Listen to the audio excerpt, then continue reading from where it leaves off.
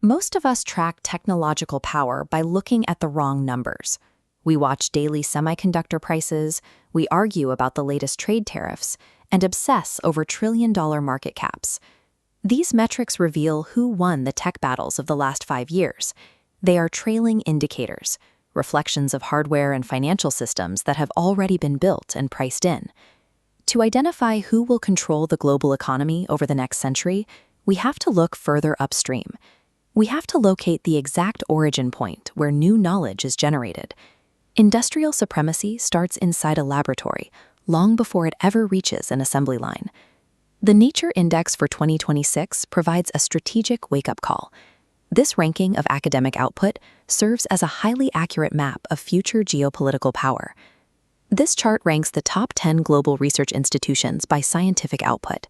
9 of the top 10 most powerful centers on Earth are in China.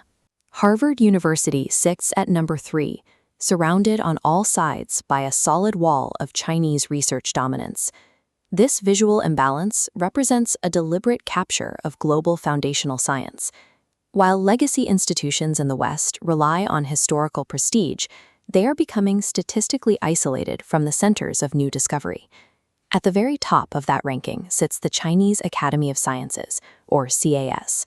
With a massive score of 3,655 points, the Academy functions as a state-coordinated innovation machine rather than a traditional university. In the West, individual universities often navigate bureaucratic friction and inconsistent funding. CAS, however, commands the full weight of national resource allocation. This scale allows the Academy to grind down theoretical research and push it through a pipeline directly into applied industrial technology. CAS is a scientific conglomerate designed to turn raw research into a strategic national asset. The Academy is only the beginning. We also have to look at the velocity of growth occurring across China's regional universities. This line graph tracks recent scientific output. Zhejiang University grew by 22.7%, and Shanghai Jiaotong University expanded by 25.6%. Sichuan University's 33.3% surge confirms that this acceleration is occurring across the entire country, far outpacing the flat baseline of standard Western growth. This state-coordinated network acts as a silicon shield, a defensive barrier of intellectual property that ensures their domestic industries will always have a proprietary supply of new breakthrough research. By constructing this physical and intellectual infrastructure now, China is positioning itself to control the industrial standards of the next 2 decades. In this model, there is no distinction between a scientific publication and an industrial advantage. Foundational knowledge is treated as a tangible raw material, as essential to AI, quantum computing, and biotech as lithium is to a battery.